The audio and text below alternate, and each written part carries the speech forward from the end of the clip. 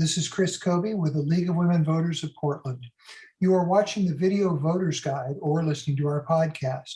We are here today to talk with candidates running in the May 17, 2022 primary election. All the candidates running for this position in the primary elections were invited by the League to participate. We asked the candidates for the same office, the same questions. The number of questions asked is determined by the length of a candidate's answers.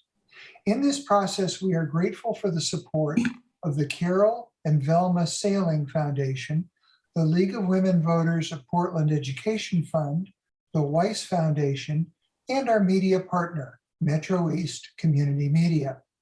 With me is Ashton Simpson, candidate for Metro Councilor District 1, which includes Eastern Multnomah County, including Gresham, Troutdale, Fairview, Wood Village, and parts of northern Clackamas County. Welcome, Mr. Simpson. Thank you, Chris. Thank you. Happy to be here. Tell us a little bit about yourself and why you're running for this position. Absolutely. So I'm Ashtons Simpson.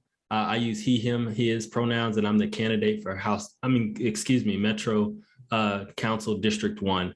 I was born and raised in Houston, Texas, back in '85. So got a chance to grow up through the '90s in a very depressed neighborhood, impacted by drugs, gangs, everything under the sun, kind of pretty much what we're experiencing now in our community. Got a chance to leave, head off into the Air Force, where I was trained with the Army Corps of Engineers as a civil engineering technician, where I got an opportunity to travel globally, working at a number of bases from Minot, North Dakota, to Osan Air Base, South Korea, Aviano, Italy, and then finally Fairchild Air Force Base up in Spokane, where I retired back in 2015. Enrolled at PSU, Portland State University, to kind of bridge those skills that I had from construction, because I understood what it was and what it meant to be someone who was heavily involved in infrastructure and guiding those designs and build outs. But I really wanted to understand how we heal communities through social infrastructure building and change. And so I enrolled at Portland State Community Development Program, graduated in 2017, didn't find work right away. So I ended up falling back on my construction background. I did a couple of years at Colas Construction. And then shortly thereafter, I moved on to the Rosewood Initiative at 162nd and Stark, where I worked on the ground with a lot of East Portland and outer East County residents to serve many needs. And then it takes me to my current role. Now I'm the executive director at Oregon Walks, where we advocate for everybody's right to roam and complete streets so that folks aren't being struck and killed as they move around on foot. And I'm running for this race because representation matters, number one. We haven't had a Black Metro councilor since Ed Washington. He was the first, and that was back in the 90s and early 2000s. Second, we have a host of issues that we have to address, from houselessness to the rise in gun violence on our streets out here in East County, to how we stabilize climate, to how we provide more green spaces, get more folks off the streets and involved in urban forestry, in the trades through the career construction pathway program here at Metro. Another thing I'm really, really passionate about is housing, particularly transit-oriented development, which is housing located near and around transit lines, so that folks have access to get to jobs and get to education and the things that they need to uplift their lives. So these are all important things. These are a lot of things that are missing in this community, which is the reason we're experiencing a lot of the issues that we are now. And that's not to say that homelessness is only a problem here in District 1.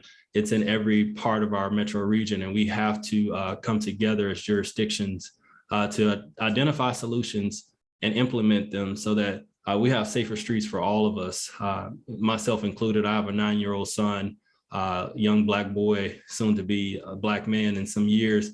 And I'm really concerned about his future and the decisions we make as adults, and the legacy we're gonna leave behind for our kids. So that's why I'm running for Metro Council. You're listening to the video voter guide interview and podcast of Ashton Simpson, candidate for Metro Councilor, District 1. Let's turn to one of the issues we've got in the campaign. What measures should be taken to help taxpayers understand how housing bond and supporting housing services funds are spent and whether outcomes meet goals? Absolutely. So I believe in transparency, especially when we are utilizing taxpayer dollars.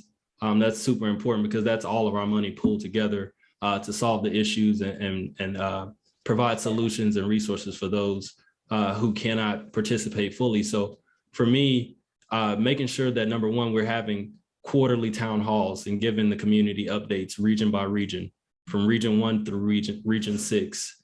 That's the least we could do as counselors as we use your dollars to make our community better and safer. Number 2 is having a real-time dashboard so that you can continue to see what's being built out and provided and how many folks we're pulling off the streets.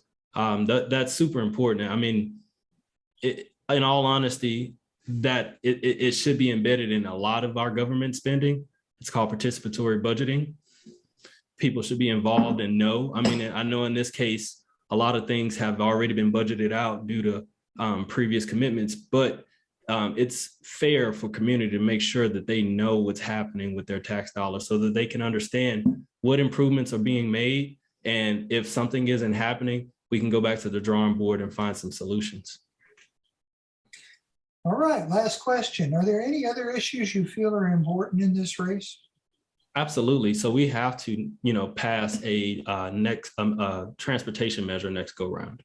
The last one failed. I played a role in making sure that East County was represented on the local investment team, where we helped to identify the corridors that were on that measure. Unfortunately, it did not pass. And in that not passing, it made our streets a lot more dangerous. And it didn't help anyone at all. And it kind of set us back to square zero. So we have to make sure that happens. We have to modernize our transportation system, give folks transportation options, give them access to transit, access to bike lanes, access to closer employment and grocery stores and things that help, again, to uplift their lives, and making sure that there's adequate housing around, because that was one piece within that Metro measure, transportation measure last go around that I really loved, was the programmatic pieces, the anti-displacement pieces, the youth pass pieces. There were so many great components within that measure that would have helped uplifted our most vulnerable communities.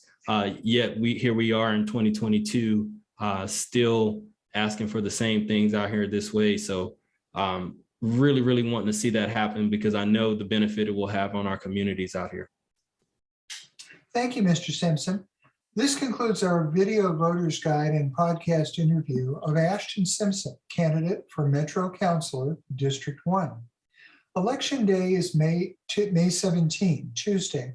Thank you for informing yourself about the candidates and for exercising your right to vote. For more information on the primary election in this race, visit our websites, vote411.org and lwvpdx.org. Thank you for your interest.